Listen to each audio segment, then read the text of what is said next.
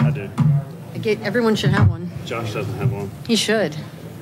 You could just call me. See you later this week, maybe? He should have Kenna. one. I sent. Josh Josh. Bean. All right. Oh, I have And the mics are on. Hot mic. Always assume the microphone's on. I didn't. I learned that lesson early on. I can't decide if I want to have my pewter up here or not.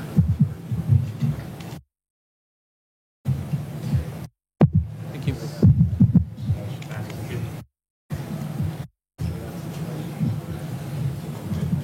Oh, they All spelled right, I have my notes up It's here. amazing. It's like the first time it's ever happened in my life. Just grab them. Cool. Thank you to everyone who's stuck it out to the bitter end. This might be just for my benefit more than anyone else's, but that's okay.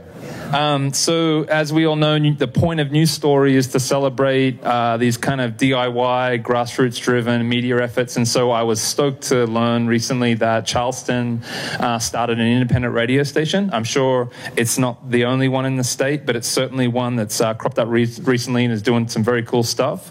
I think what's particularly interesting about WTSQ, and we'll talk to Laura and the crew in a minute, is that they've figured out that it's about more than just radio. And so I'm really intrigued to start to talk to you guys about those kind of cross-platform partnerships that you've managed to do and why you do them. But rather than me talk about WSQ, Laura, do you want to introduce yourself and the crew and tell us a little bit about the station, how it started and where it's at now? Sure. So I'm Laura Allen. I'm the general manager of WTSQ. Just started in November. So the station's been on the air about 2 years. To my left, Kenny Lavender. Kenny's the vice president of the board. He's been with it since day one, really. He's been with it from the very beginning. Joshua Bean, the host of Attention Please, and resident musical genius at the station. And Michael Grass is our intern right now, and the station, I've heard other people say the station would not function without Michael's efforts. He's doing an awful lot to help us track underwriting and do some of the nuts and bolts stuff for our funders. It's really important. So that's a little bit about me, and I was going to ask Kenny, he's eyeing me suspiciously, to talk a little bit about how the station got started, because that's really his. Yeah. Well, I had met Chris Long in '99. Chris is our founder. He's our founder, Yeah. and we work together at Gateway, so that's why we're technology-based. We've got a lot of things with making sure we had streaming and things like that. We met in the tech world. We worked together. We went to concerts together. Back in the day, Chris had the highest speed internet connection you could have, built a server just to get music off of Napster and LimeWire and everything so we could share music. And it was so funny. He came in one day and he brought me a CD and he said, "You'll love this." And I was like, "What is it?" And he said, "It's like every Led Zeppelin album on MP3. I said, "I own them all. I didn't need that." But he was just so excited that he could find that. And then Chris ended up leaving. He got frustrated with the tech world, went back to school, and became a nurse. I stayed in the tech world, went into into an IT firm, and then moved to Virginia for 4 years. And Chris called me one day when I moved back. He was really excited, and he's like, "Hey, I want to talk to you about something." He said, "I want to start a radio station." He was in Charleston at this point? Yeah, and I was like, okay. And he said, "You want to meet me when you move back?" And I was like, "Yeah." So went out and we had a few drinks and something to eat. And he's like, "I found out this really cool thing." He's like, "The FCC's opened up these windows, a filing window to get a license." He said, "And I'm going to do it." He said, "Do you want to do it with me?" I was like, "Sure. Why not?" And he applied for the license, and we had initially 4 board members. It was Chris, myself, 2 guys he met in the medical field that were all into music. And we thought we were going to be doing this out of Chris's garage. And then when he was going through the filing process, he met another guy that had filed for one in Charleston as well. So we started talking to Burr, and they kind of did some stuff. And the company I ended up working for, we did a lot of infrastructure work to get the other station off the ground, and Burr got a grant and got all of our equipment. And Sort of money. How much money was that? Ballpark.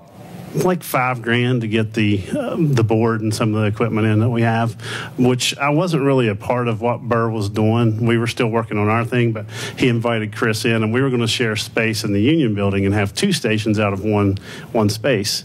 And then that kind of fell apart, and we took over the equipment, and we had to wait for our construction permit, which hadn't come through. And when our construction permit hit, then we lost 2 guys from the board. So here we were. We'd lost 50% of our board. We had a flood in the building. We had to move everything from 2 floors down up to try to save the equipment. Nothing got lost. We kept some streaming presence that we hadn't had with WXDB. Burr really didn't want to do it, and Chris had kind of done it on his own.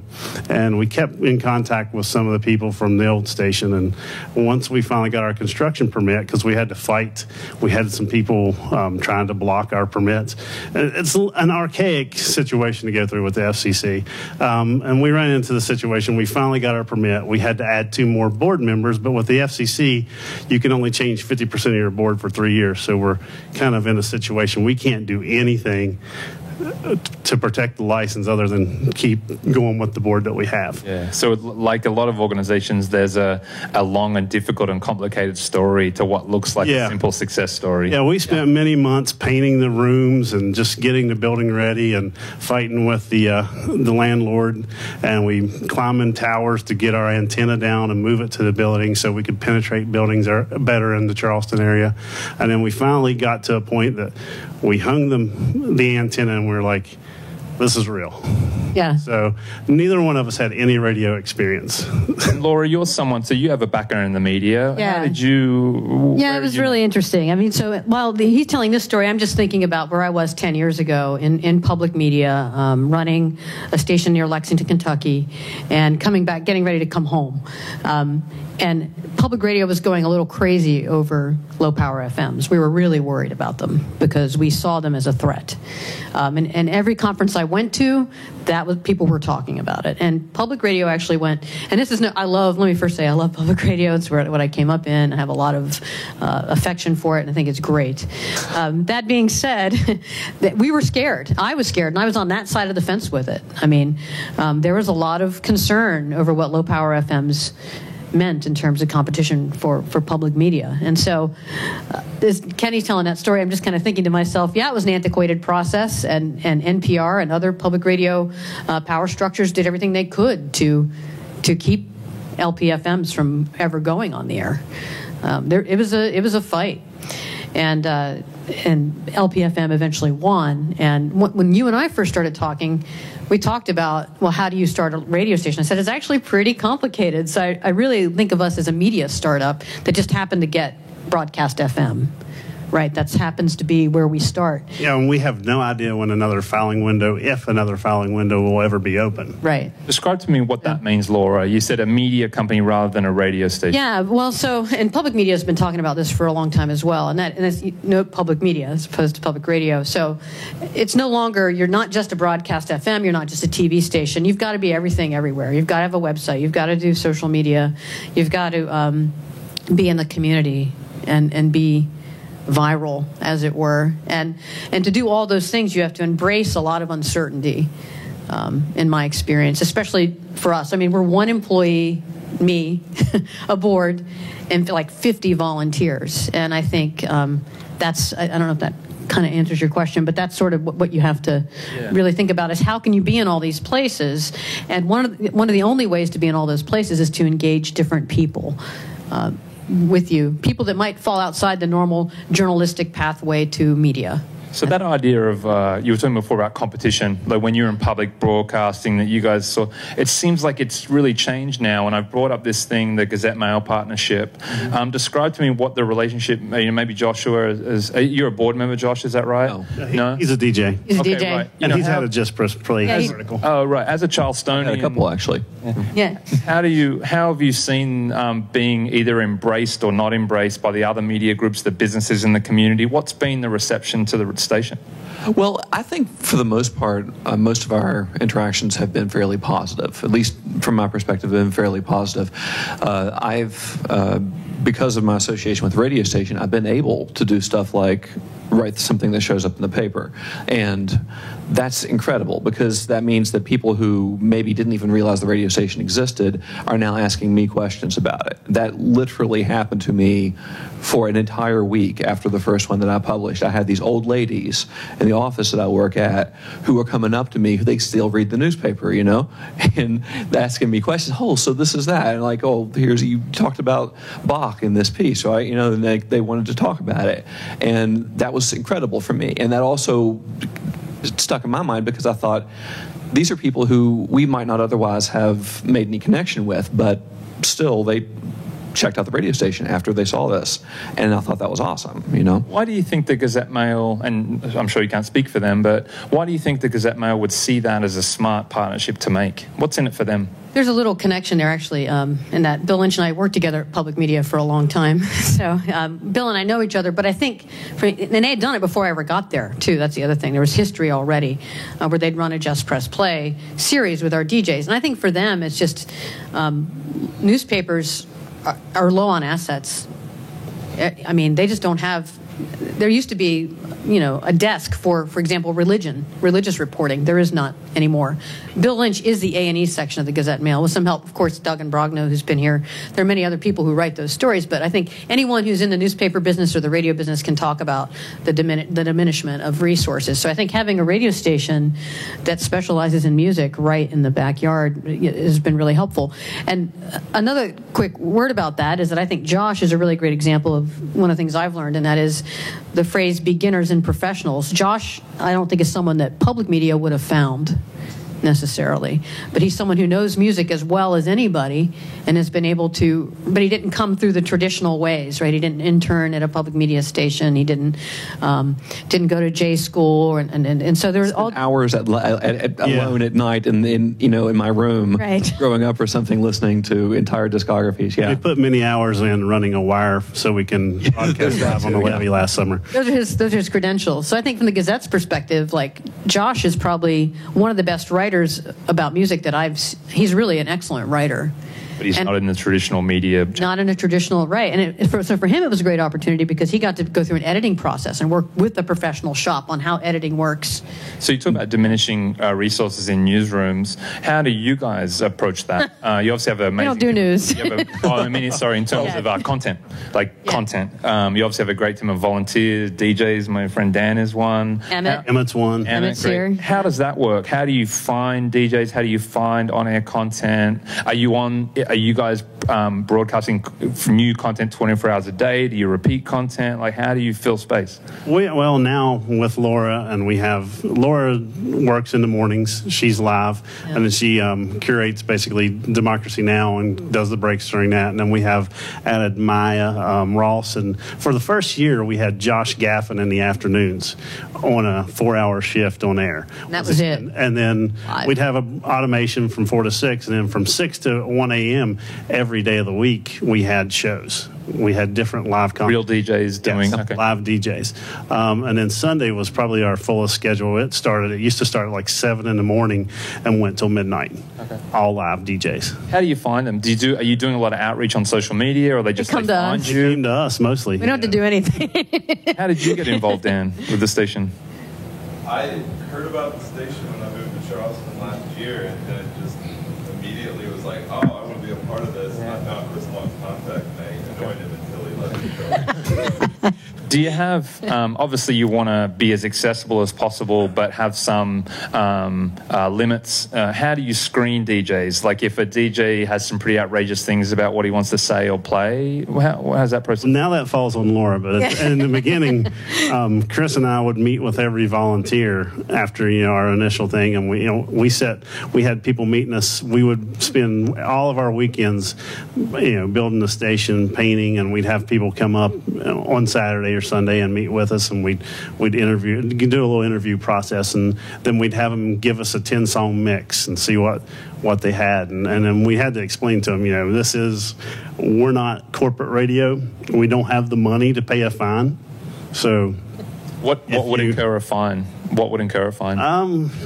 Bad language, like I did over the air one night when the mic was hot, totally by accident, F-bomb, and I was like, oh my God, I hope nobody was listening, and then I added another word that I probably shouldn't have said in it before I turned the mic off.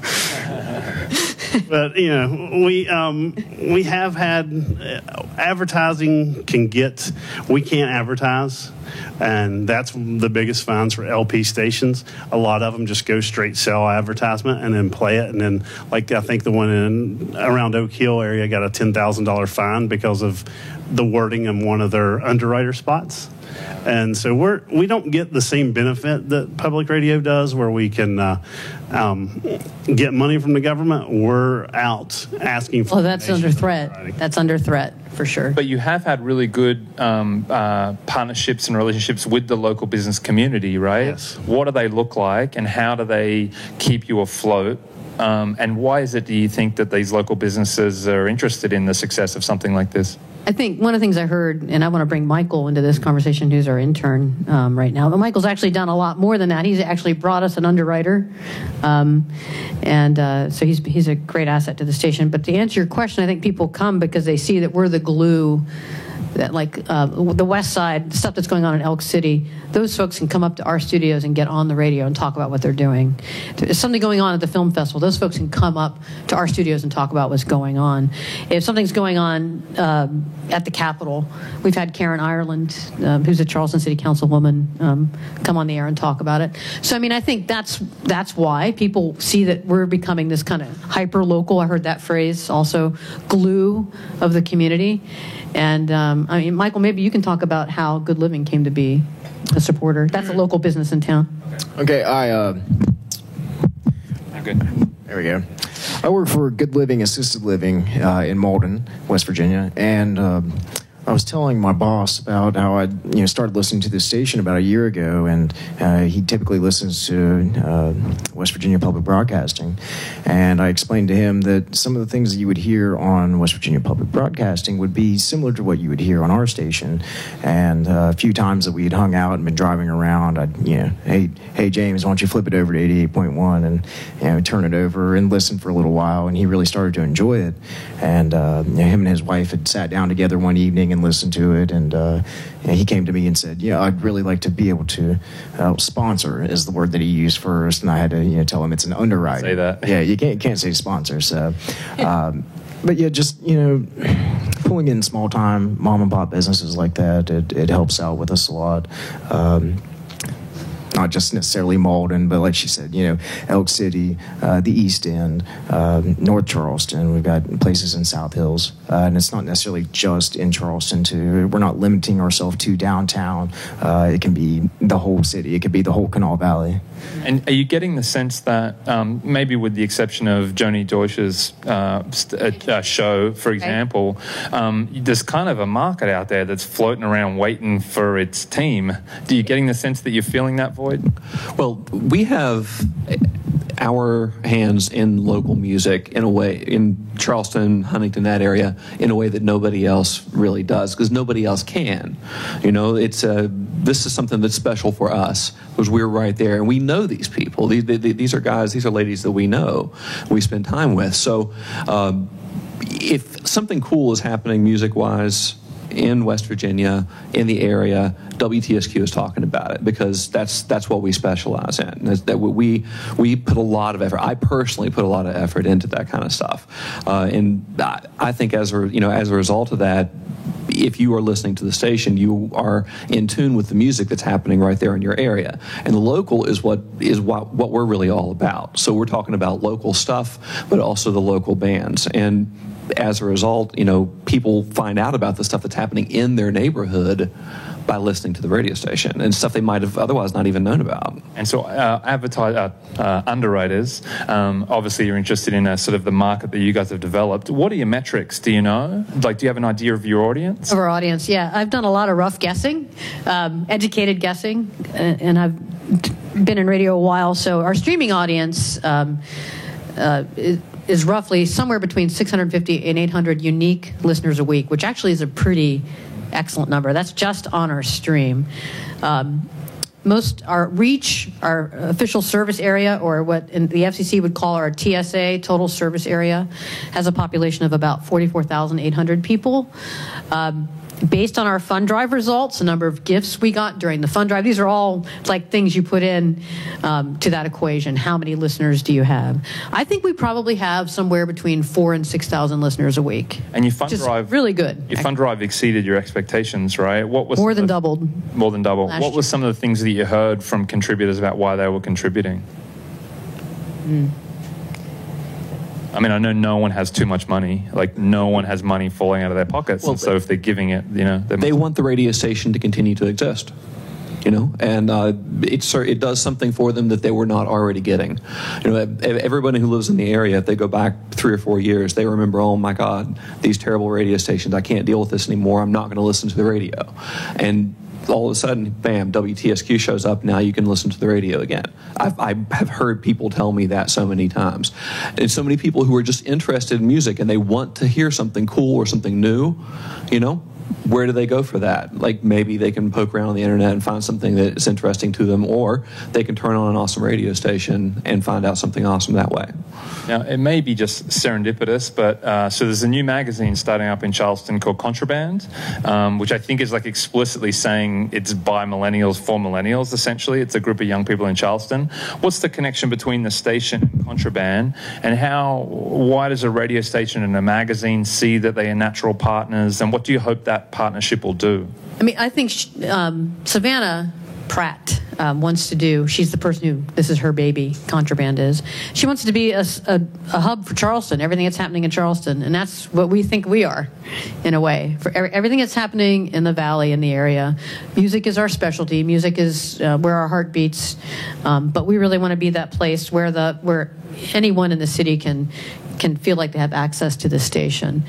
And I think that's really important. I think Contraband and WTSQ, to get back to your last question about why people give, I think there's a hunger for local content. I think there's such a hunger. And I think when you look at the media landscape today, Pandora and Spotify and the BBC, NPR are all great things and they have their place and we need to use them. But what people really still want, what our station has proven, is that they want people who really love music to talk about the music they love, people they trust and people they know. Yeah, like That the two makes a acts difference. last night from Live on the Levee. We've been playing both of them on our station, you know, and William Matheny thanked us last night for, you know, actually spinning his record. Right. Yeah, and he might do that for public broadcasting too. The difference is, like, we're all music. Like, we do that 24/7. That's what we do, you know, all the time. So I think that's, you know, I think the other thing we do sometimes is we get into those cracks and crevices where people haven't been found yet, you know. I also really love the entrepreneurial kind of freedom that I have as a DJ too. So I had heard about Matheny for a while. He from up here in this area. My sister used to live up here, had seen this guy play shows and stuff like that, had told me about him.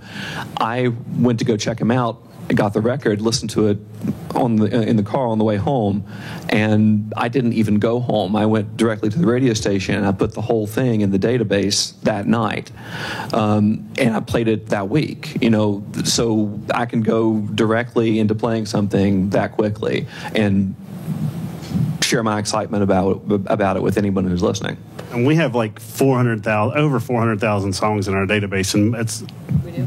Yeah. I thought it was 80,000. No, we have way more than that. we got to scrub some of it, but it's all been DJs bringing in music and our own personal music. I mean, we do pay our licensing fees that we need to the right places, but most of our content comes from our volunteers. So the last couple of days, we've basically heard, for those of you who have been here the whole time, have basically been different approaches to local media in a lot of ways. And it seems like some of them, they all have a piece, but not the whole piece of the puzzle, and they're trying to develop new partnerships or evolve.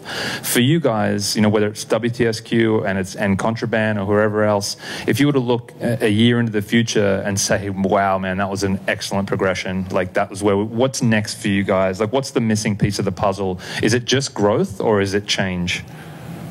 I think it's both. Yeah. Yeah, I mean, our goal with this fund drive was to try to revamp our website. I mean, this was all done pretty much for free.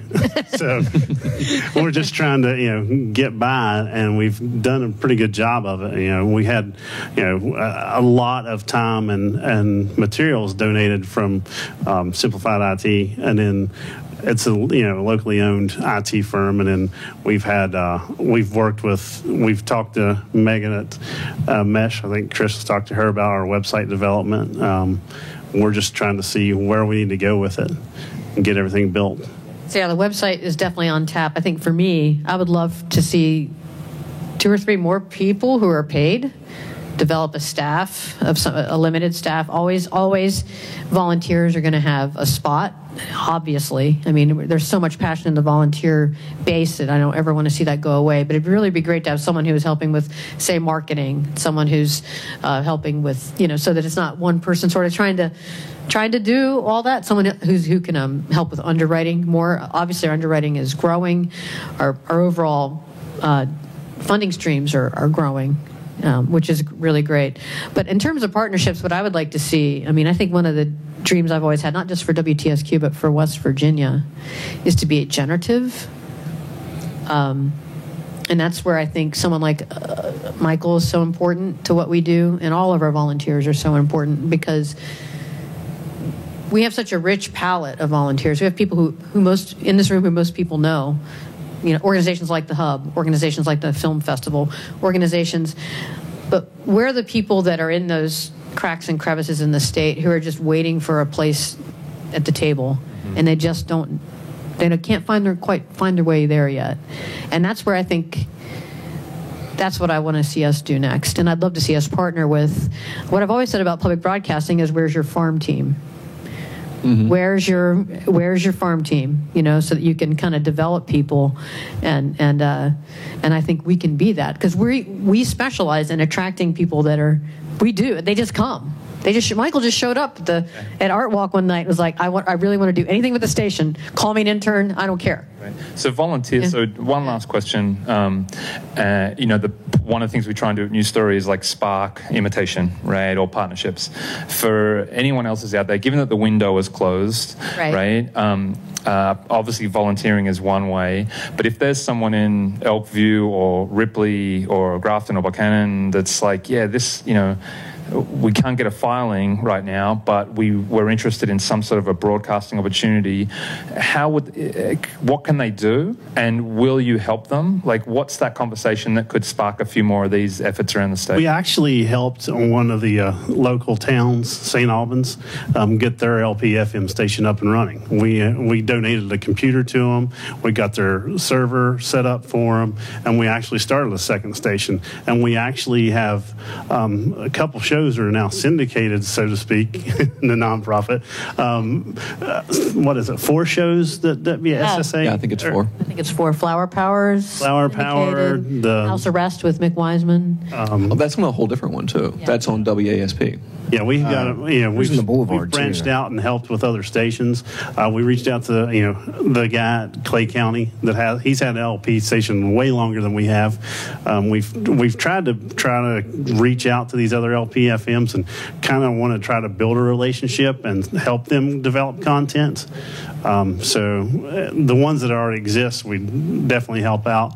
Anyone else, you can always do an internet radio station, and we could show you how to get that up and running and get the website developed and things like that. That's what we did, right? For the first several months, we were just online only. Maybe we need another, like a workshop at some point that's like what communities in West Virginia can do in that sphere. I bet there'd be some energy for that. Elk City radio station. Yeah, there you go. All right.